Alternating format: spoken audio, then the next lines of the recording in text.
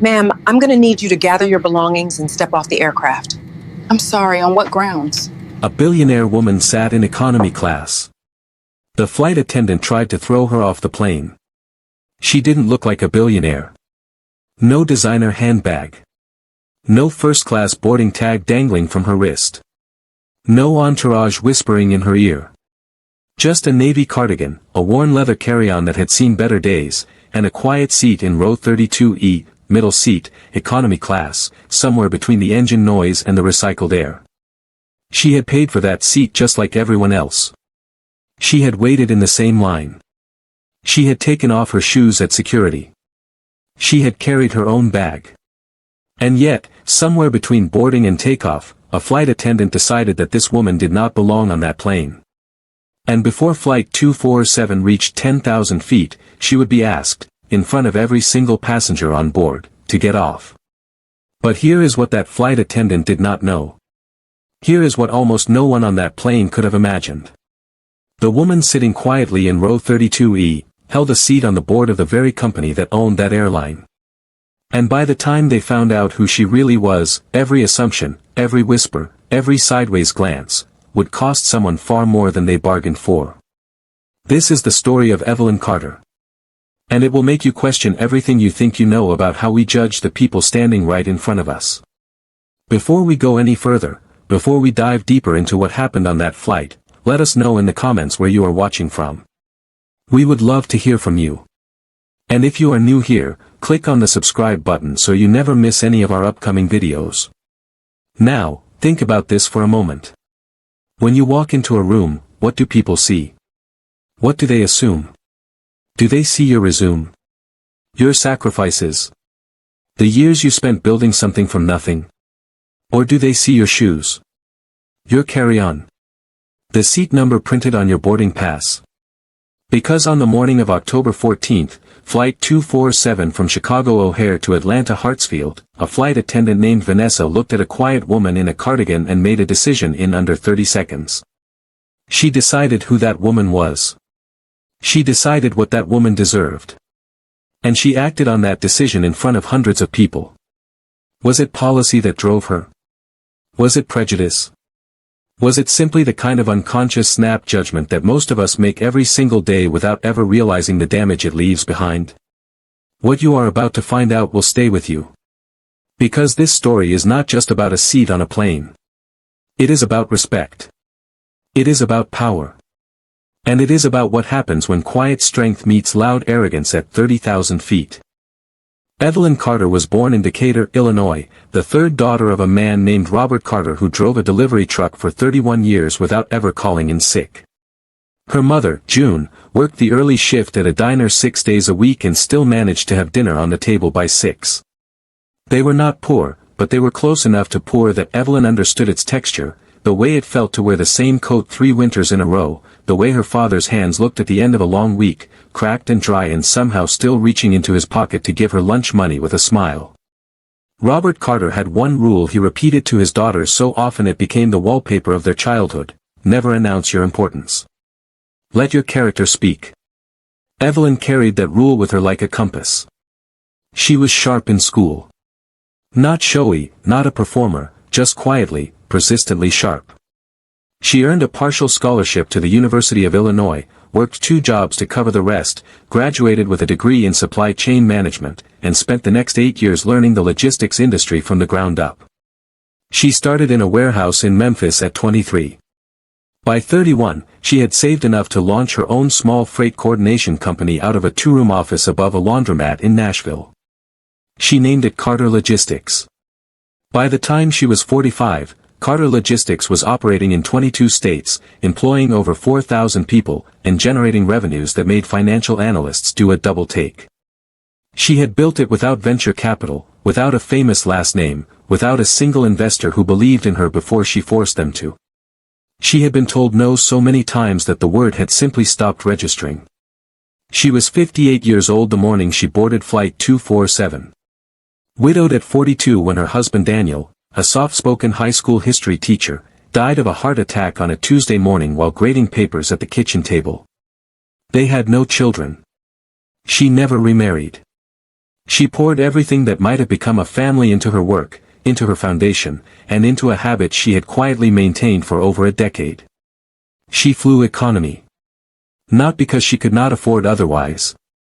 She had a standing offer of a corporate jet from 3 different partners.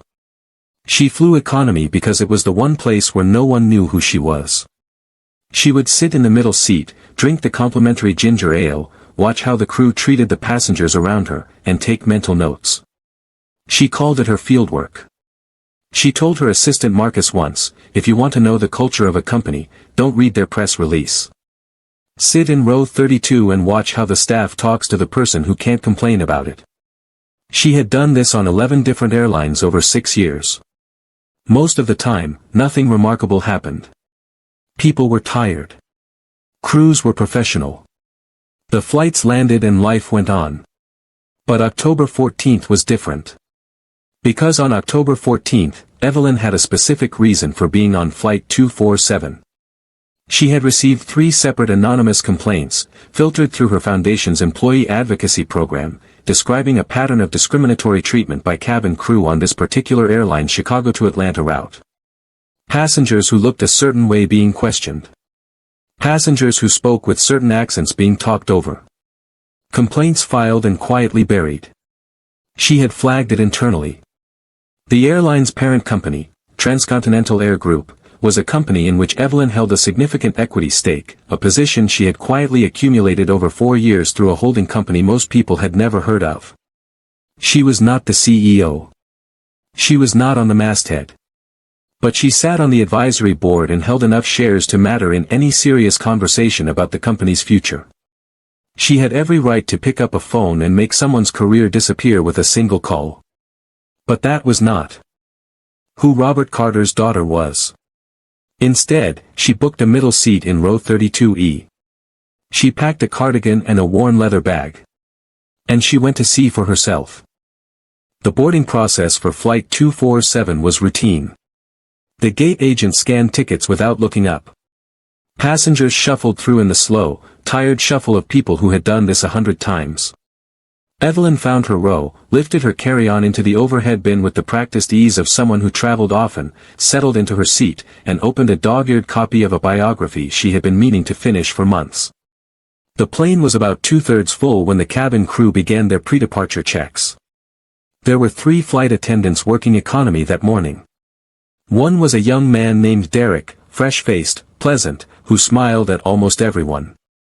One was a middle-aged woman named Carol, efficient and professional, who moved through her duties with the quiet confidence of someone who had been doing this for 20 years. And then there was Vanessa. Vanessa had been with the airline for 9 years. She was polished, precise, and possessed of an air of authority that she wore the way some people wear expensive cologne, a little too much, applied to cover something uncertain underneath. She was not unkind by nature. But she had developed, over years of long flights and difficult passengers, a habit that many people develop without realizing it. She categorized people quickly. She trusted her instincts about who was who. She prided herself on reading a cabin the way a seasoned bartender reads a room. She spotted Evelyn somewhere around row 28 and something caught her attention. It was nothing specific. It was the accumulation of details that Vanessa's pattern-matching mind filed under the category of doesn't fit. The carry-on was old. The cardigan was plain. The woman was sitting in economy, yes, but Vanessa had a vague, itching sense that something was off, a feeling she could not name and did not interrogate. She told herself it was instinct. She approached Evelyn's row. "Excuse me, ma'am." Evelyn looked up from her book. "Can I see your boarding pass?" Evelyn set the book down calmly. She reached into the front pocket of her bag and handed over the pass without a word. Vanessa looked at it. Row 32, CD Economy. Valid. She handed it back. But she didn't leave. "And your ID, please." The man in 32D, a heavy-set contractor from Joliet named Gary who had been half asleep, opened one eye. Evelyn looked at Vanessa for a moment. Just a moment. Then she reached into her bag again and produced her Illinois driver's license. Vanessa looked at it. Looked at Evelyn. Looked at the boarding pass again. I'm going to need you to hold on a moment. She walked toward the front of the cabin. At 32D, Gary sat up a little straighter and leaned toward Evelyn. She do that to you too, he said quietly. Evelyn just looked at him with a small, measured smile and said nothing. In the front galley, Vanessa pulled aside Carol and said, in a voice she believed was low enough, the woman in 32E, I think her boarding pass might be printed. Can you check the system?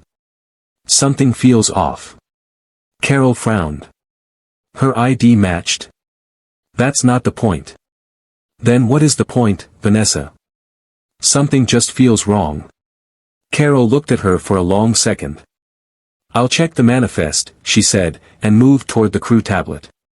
What Vanessa did next is what turned a procedural misunderstanding into something that would be talked about for a very long time. Instead of waiting for Carol to verify, instead of giving it 30 seconds, she walked back down the aisle. She stopped at row 32. She straightened her posture. She lowered her voice just enough to give the illusion of privacy while still being heard by the rows around her. Ma'am, I need to ask you to gather your belongings. Evelyn looked up again. Calmly. I'm sorry. We have a concern about your boarding documentation. I'm going to have to ask you to step off the aircraft while we verify. A few heads turned. A woman in 31C leaned toward her husband. Gary in 32D sat fully upright. A teenage girl across the aisle stopped scrolling her phone. Evelyn did not move. She did not flush. She did not raise her voice. She said, my boarding pass is valid. My ID matches. I've already shown both to you. I understand that, ma'am, but, what is the concern, specifically? There was a pause. A pause that lasted just long enough for everyone who was paying attention to notice that Vanessa did not have a specific answer. It's a procedural matter, Vanessa said. I'll need you to come with me to the jet bridge. I'm a paying passenger in my assigned seat, Evelyn said. Still calm. Still even. If there is a specific policy reason for this request, I'd like to hear it. Vanessa's jaw tightened. This was not the response she was accustomed to. Most people, when confronted with authority in a small metal tube, fold. They apologize for things they haven't done. They gather their bags before they even understand what is happening. Evelyn Carter was not most people. Ma'am, if you don't comply, I will have to involve the gate supervisor. Then please do, Evelyn said simply, and returned her eyes to her book. The cabin had gone very quiet in the way that spaces go quiet when everyone is pretending not to listen but listening to every word. Gary in 32D stared straight ahead with the studied blankness of a man who was absolutely listening to every word. Vanessa walked back to the front of the plane, her face composed but her hands not entirely steady. She picked up the intercom handset and called for the gate supervisor. His name was Harold, mid-40s, wire-rimmed glasses, the look of a man who had spent 15 years putting out small fires before they became large ones. He came aboard, listened to Vanessa's summary of the situation, and walked back to row 32. He looked at Evelyn's boarding pass. He looked at her ID. He looked at the manifest on his tablet. Everything matched. He pulled Vanessa slightly aside. Her documentation is clean, he said quietly. There's no flag on the booking. There's nothing here. Something feels off, Vanessa said again. And Harold, who had learned over 15 years that contradicting a senior flight attendant on the jet bridge was almost never worth the paperwork, made a decision he would regret. Ma'am, he said to Evelyn, I apologize for the inconvenience, but we're going to need you to step off the aircraft for a brief secondary verification. It should only take a few minutes. The cabin was absolutely silent now. Even the babies had gone quiet. Evelyn closed her book.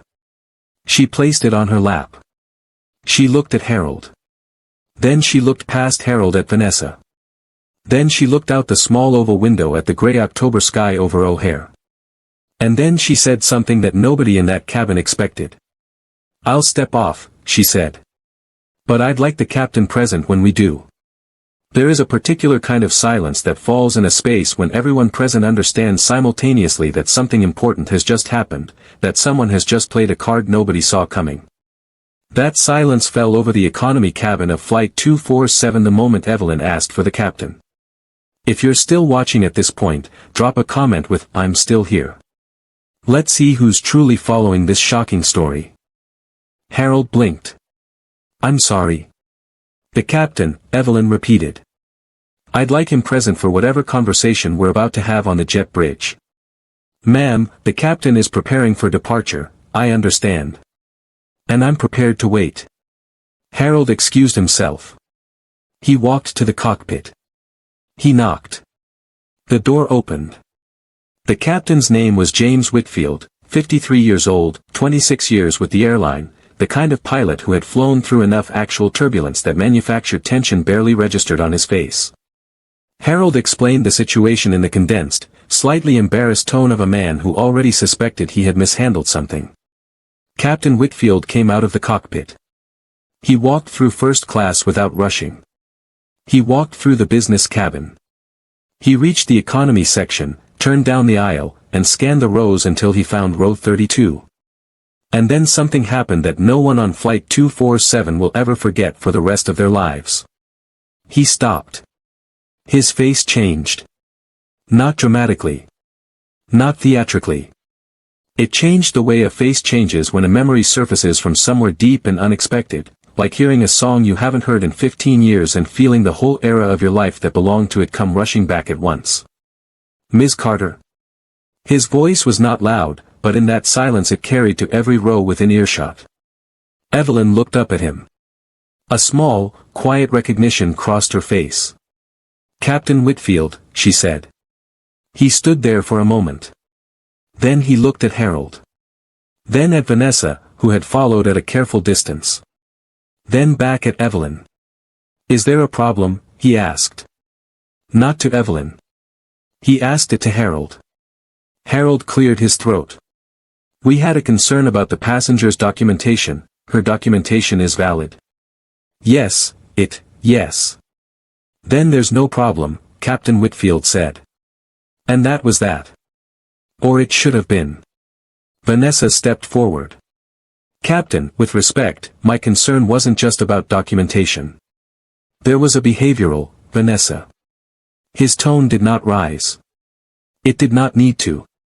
This passenger is in her assigned seat with valid identification and a valid boarding pass. She has done nothing wrong. Is there anything else? Vanessa opened her mouth. Closed it. The teenage girl across the aisle had her phone angled in a way that suggested she was recording, and had been for the last several minutes.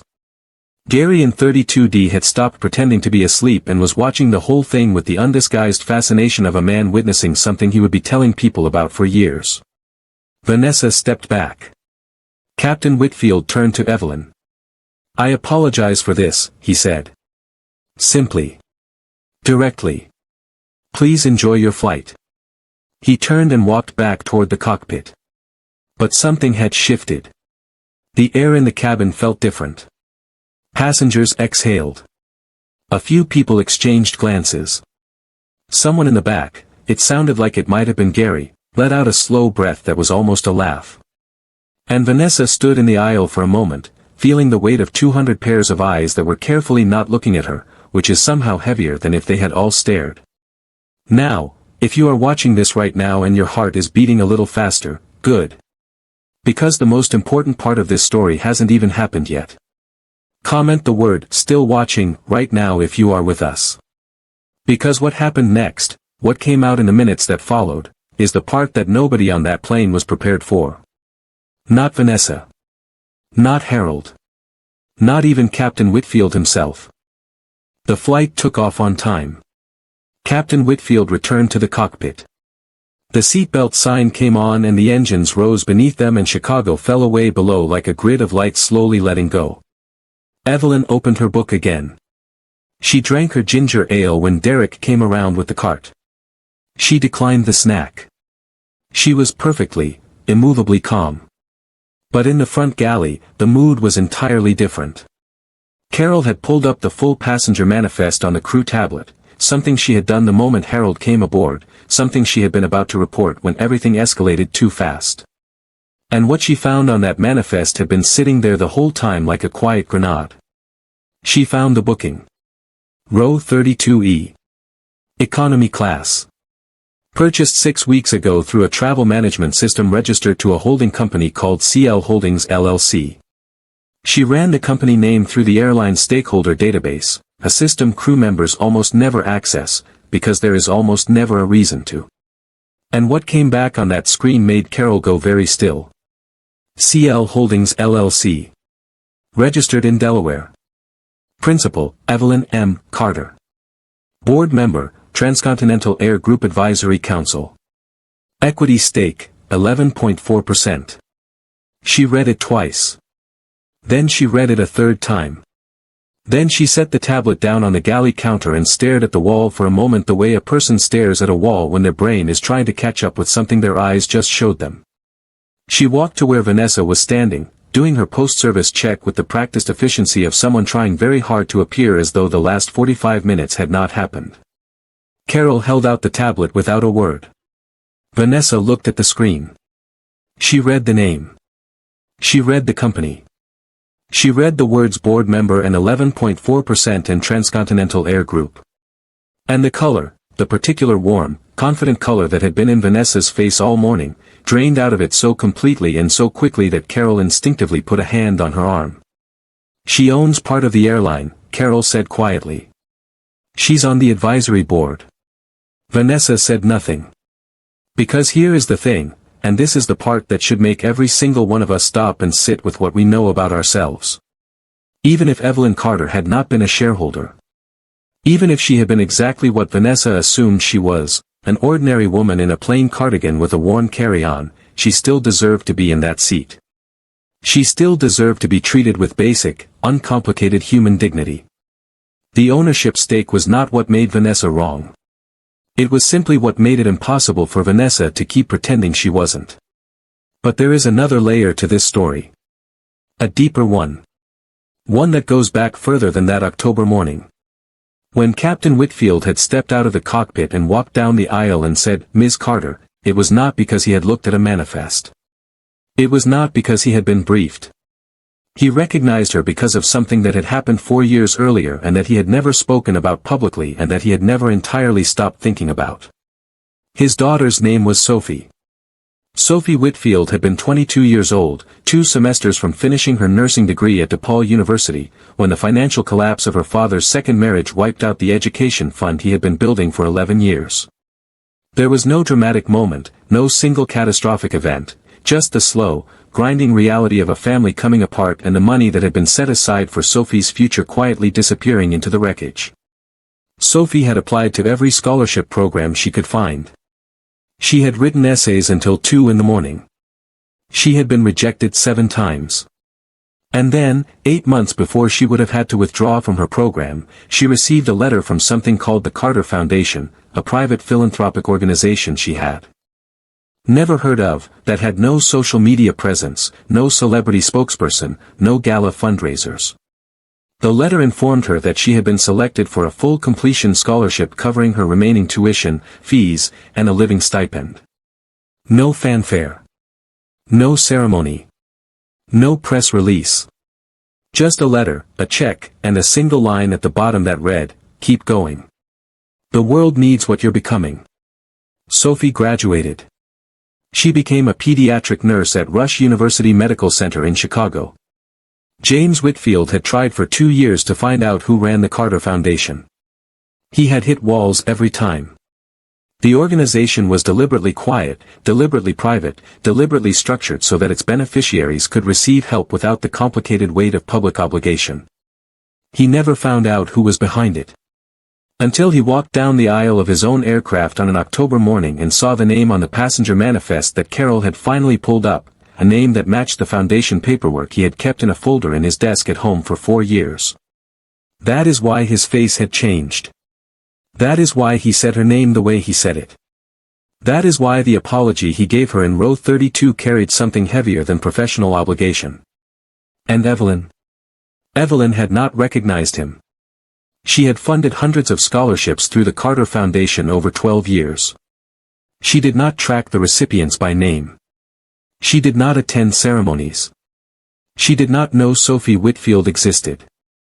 She did not know that the man who had just walked back to his cockpit was the father of a girl whose life had been quietly redirected by a check Evelyn had signed without ceremony on a Wednesday afternoon.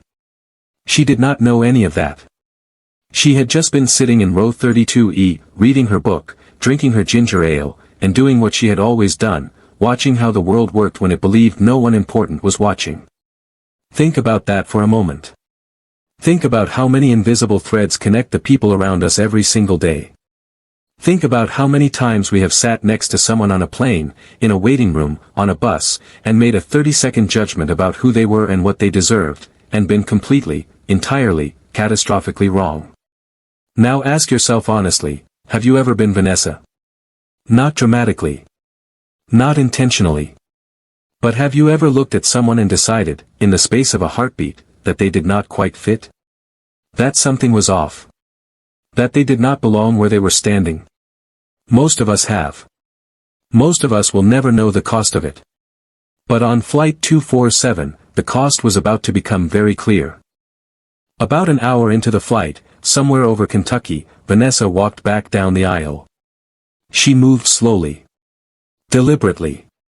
The easy authority she had worn all morning was gone, what replaced it was something more uncertain, more careful, and somehow more human. She stopped at row 32. Evelyn looked up. "Ms. Carter," Vanessa said. Her voice was quieter than it had been all morning. "I owe you an apology." Gary in 32D, who had been pretending to sleep again, went perfectly still. "I made assumptions this morning that I had no right to make. I singled you out without cause. And I handled it in a way that was," she paused, searching for the word, "in a way that was wrong. I'm sorry." Evelyn looked at her for a long moment. Not coldly. Not with the distant satisfaction of someone watching an opponent crumble. She looked at her the way you look at someone when you're deciding what the truest and most useful thing is to say. "Do you know why I fly economy?" Evelyn asked. Vanessa shook her head slightly. "Because I want to see how people are treated when nobody thinks it matters." A pause. The engine hum filled the space between them. Every person on this plane paid for their seat. Every person on this plane is somebody's family. Every person deserves the same basic respect regardless of what their bag looks like or what their cardigan costs. She paused again. That's not a policy. That's just how people ought to be treated. Vanessa stood there. Her eyes were bright in the way eyes go bright when something is pressing behind them that the person is choosing, with effort, not to release in public. "Yes ma'am," she said. "It is." She excused herself and walked back to the front of the plane. Gary in 32D waited about 10 seconds. Then he turned to Evelyn and said, in his flat, unhurried Joliet contractor voice, "Lady, I don't know who you are. But that was something." Evelyn smiled. A real one this time. The kind that reaches the eyes. "Just a passenger in row 32, she said. And she went back to her book. Meanwhile, toward the back of the cabin, the teenage girl who had been recording on her phone, her name was Brianna, 17 years old, on her way to Atlanta to visit her grandmother, watched the whole exchange with the quiet, wide-eyed attention of someone storing something away. She did not post the video that day. She would think about it for 2 weeks before she decided what to do with it. We will come back to Brianna. Flight 247 landed at Hartsfield-Jackson Atlanta International Airport at 11:47 in the morning. Evelyn collected her worn leather carry-on from the overhead bin. She thanked Derek, the young flight attendant who had smiled at everyone, and he smiled at her too without knowing why the woman in 32E felt like someone he should remember. She walked through the terminal, took a cab to her hotel, and spent the afternoon in a meeting with 2 members of Transcontinental Air Group's operations team. She did not mention what had happened on the flight. Not in that meeting. She had notes to take first. She had a broader picture to consider. 2 days later, back in Nashville, she submitted a formal internal audit report to the Transcontinental Advisory Board. It was 14 pages long. It documented the 3 original anonymous complaints that had prompted her trip, her own first-hand account of the interaction with Vanessa, the systemic gaps she had identified in the airline's passenger treatment protocols, and a series of specific recommendations. The report did not name Vanessa by name in its disciplinary recommendations. It named a culture. It named a training deficit. It named a system that had allowed individual bias to operate without adequate check or accountability. The board received the report on a Thursday. By the following Monday, the CEO of Transcontinental had convened an emergency review of the airline's customer-facing conduct protocols. Within 60 days, the airline had announced a mandatory bias awareness and de-escalation training program for all cabin crew, not as a punitive measure, but as a structural overhaul. They also implemented an anonymous passenger feedback system that routed complaints directly to an independent review committee rather than through the standard chain of management that had allowed complaints to be buried.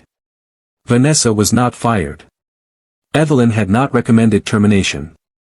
What she had recommended was retraining, mentorship, and a structured review period. What she had written in the report was this: termination creates a scapegoat. Training creates change. We are not served by removing one person from a system that produced them. We are served by fixing the system. Vanessa completed the retraining program. She was reassigned to a different route for 3 months. She returned to the Chicago-Atlanta route in the spring. By most accounts from colleagues who worked with her after, she was different. Not broken. Not diminished. Different in the way a person is different when something has genuinely reached them, quieter, more deliberate, more careful about the 30-second judgments that used to feel like instinct. 8 months after the flight, she wrote a letter. She addressed it to the Carter Foundation, because she had no other way to reach Evelyn directly. She did not know if it would be read. She did not know if it deserved to be. She wrote that she had spent a long time trying to understand what had happened on that morning and what it said about her, and that the understanding, when it finally came, had not been comfortable but had been necessary. She wrote that she was sorry, not for the professional consequence, but for what her actions had said about how she had learned to see people. She did not ask for a response. She ended the letter with 3 words: I am trying. Evelyn read the letter on a Sunday morning in December, sitting at her kitchen table with coffee going cold beside her. She read it twice. Then she set it down and looked out her window at the bare winter trees in her backyard for a long time. She did not respond in writing. But she made a call the following week to the Transcontinental HR department and formally noted, for the record, that the audit recommendations regarding retraining had produced the intended outcome in at least one documented case. And that the case should be considered a model, not an exception. Now, what about Brianna? The 17-year-old with the phone, sitting in the back of economy, watching everything. She posted the video. 18 days after the flight. It was 4 minutes and 12 seconds long. It showed everything from the moment Vanessa returned to Evelyn's row for the second time, the request to leave, Evelyn's response, the arrival of Harold, the moment Captain Whitfield walked down the aisle, and his quietly devastating, "Is there a problem?" The video did not show Evelyn's face clearly. Brianna had been careful about that. What it showed, unmistakably, was the dynamic. The posture. The tone. The silence of 200 people watching a woman be asked to leave a plane she had every right to be on. The video had 4.2 million views in 72 hours. The comments were full of people who recognized something in it. Not because they were shareholders. Not because they were billionaires. But because most of them had, at some point in their lives, been in that seat. Sitting in a space they had earned and paid for and belonged in, while someone looked at them and decided, in 30 seconds, that they did not. Here is what Evelyn Carter said when she was asked, months later, in one of the few interviews she had ever agreed to give, why she had not simply announced who she was the moment Vanessa approached her. She was quiet for a moment. She looked at the interviewer the way she had looked at Vanessa on the plane, with that long, measuring calm that was not coldness but something more considered than warmth. Because it shouldn't have mattered, she said. My name. My shares. My foundation. None of that should have been the thing that made me worth treating with dignity.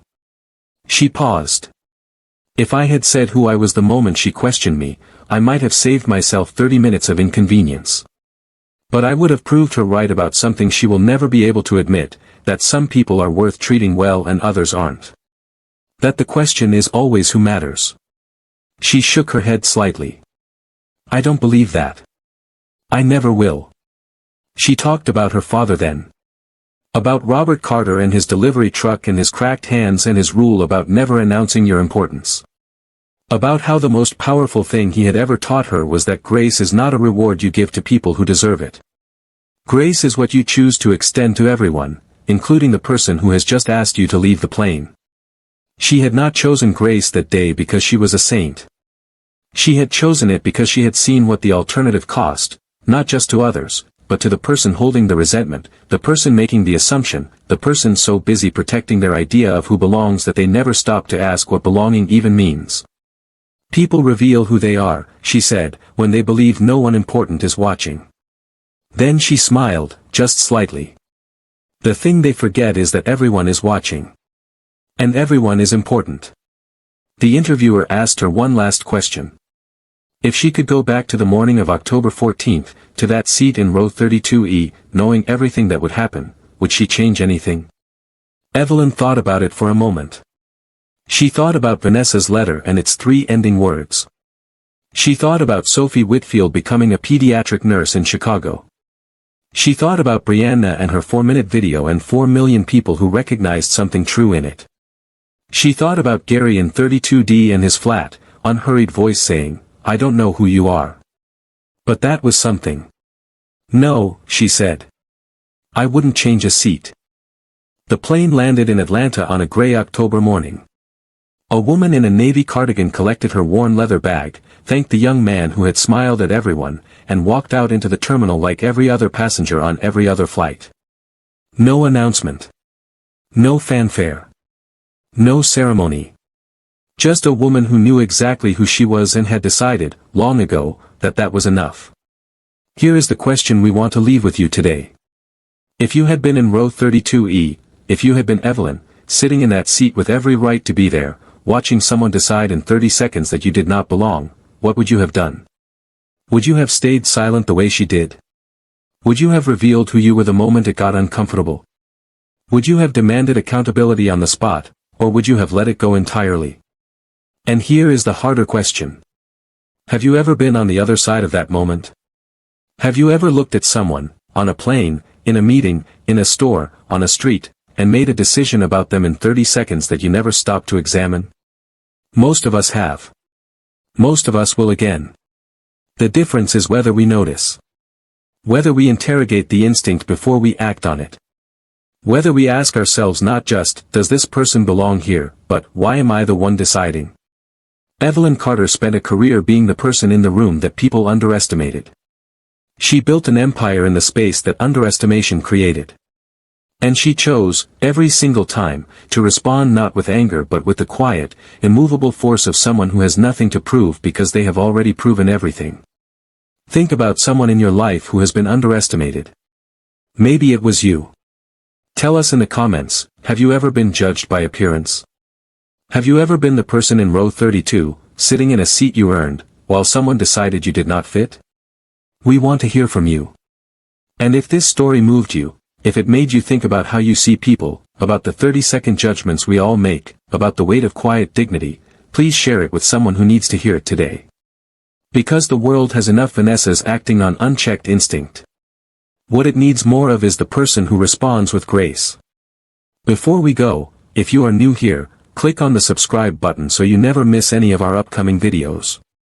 We have more stories like this one coming, stories about ordinary people who turned out to be extraordinary, about moments that looked small from the outside and changed everything from the inside. And if you are wondering what happened when a janitor showed up to a board meeting and turned out to own the building, stay close. That story is coming next. And it will leave you just as speechless. Thank you for watching. Thank you for staying in row 32 with us until the end. We will see you in the next one.